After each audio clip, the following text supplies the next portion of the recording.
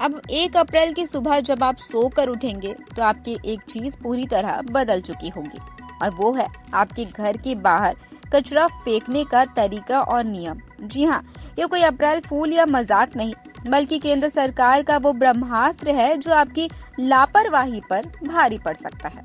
अब आप सोच रहे होंगे कि कचरा फेंकने का नियम क्या होता है जो बदलने वाला है।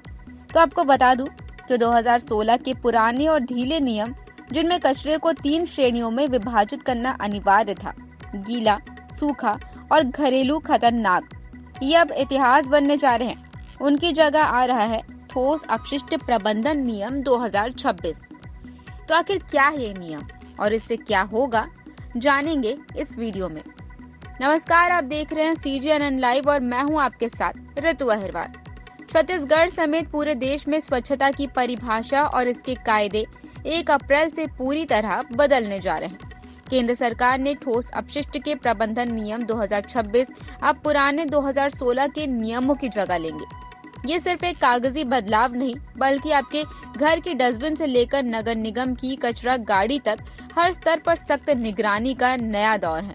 अगर आप अब भी कचरा मिक्स करके फेंकते हैं या सड़क किनारे गंदगी फैलाते हैं तो सावधान हो जाइए, क्योंकि अब ऑन द स्पॉट फाइन की शक्ति निकायों के पास आ गई है, जो 500 रुपए से लेकर 50,000 रुपए तक हो सकती है। छत्तीसगढ़ के 193 नगरीय निकायों में फिलहाल 2016 के नियम लागू हैं, लेकिन सच ये है कि कई निकाय इन्हें पूरी तरह जमीन पर नहीं उतार पाए। प्रदेश में रोजाना लगभग 2,534 टन कचरा निकलता है। इसमें 85% हिस्सा गीला और सूखा कचरा होता है, जबकि 15% खतरनाक और सैनिटरी वेस्ट है। रायपुर जैसे बड़े शहरों में ई चालान की शुरुआत तो हुई है, लेकिन छोटे निकायों में अब भी निगरानी का अभाव है। 2026 के नियम इसी मैनेजमेंट गैप को भरने के लिए लाए गए हैं, ताकि डेटा की हेरा फेरी रोकी जा सके। अब आपके घर में कचरे की 2 नहीं बल्कि 4 श्रेणियां होंगी। पहला गीला कचरा, दूसरा सूखा, तीसरा सैनिटरी वेस्ट और चौथा विशेष कचरा जैसे बल्ब या बैटरी। यदि आपने इन्हें मिक्स किया तो सफाई मित्र आपका कचरा लेने से मना कर सकते हैं।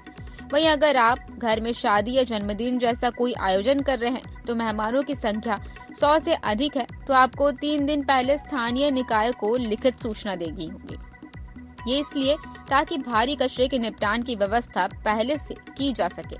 सूचना न देने और गंदगी मिलने पर आयोजक को भारी जुर्माना भरना होगा।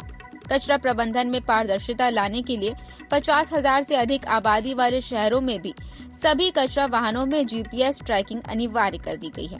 अगर शिकायतें मिलती हैं कि गाड़ियां कचरा लेकर डंपिंग साइट तक नहीं पहुंचती या रास्ते में ही कचरा चोरी हो जाता है, अब निकायों को हर महीने का डेटा केंद्रीय पोर्टल पर डालना होगा। इसके अलावा 5,000 वर्ग मीटर से बड़े परिसरों और सोसाइटियों को अब आत्मनिर्भर बनना होगा। उन्हें अपने गीले कचरे से खाद बनाने की मशीन खुद लगानी होगी। निगम उनके यहाँ से केवल सूखा कचरा उठाएगा। सड़क किनारे रेडी ठेले लगाने वाले वेंडर्स के लिए अब 0 टॉलरेंस की नीति होगी। चाट पकौड़े या सब्जी बेचने वाले को अनिवार्य रूप से डस्टबिन रखना होगा और काम खत्म होने के बाद कचरा निर्धारित डिपो में डालना भी होगा। एक महत्वपूर्ण मानवीय पहलू ये भी है कि पहली बार कचरा बीनने वालों की औपचारिक एकीकरण की बात कही गई है। निकायों को उन्हें पंजीकृत कर पहचान पत्र और वर्दी देनी होगी ताकि वे इस सिस्टम का हिस्सा बन सके। साथ ही डायपर और सैनिटरी नैपकिन बनाने वाली कंपनियों को अब अनिवार्य रूप से डिस्पोजेबल पाउच देने होंगे। लेकिन इस सख्त कानून का एक मानवीय चेहरा भी है। बरसों से कचरे के ढेर में भविष्य तलाशने वाले कचरा बीनने वालों को अब पहचान पत्र और वर्दी मिलेगी। वे अब सिस्टम का सम्मानित हिस्सा होंगे। 1 अप्रैल से शुरू होने वाला ये बदलाव सिर्फ नियमों का नहीं बल्कि हमारी आदतों का इम्तिहान भी है। तो तैयार हो जाइए, 1 अप्रैल से स्वच्छता का नया अध्याय शुरू होने वाला है। साथ ही इस मामले पर आपकी क्या राय है, कमेंट करके बताइएगा और इस तरीके की और खबरों के लिए CGNN लाइव के साथ बने रहिए।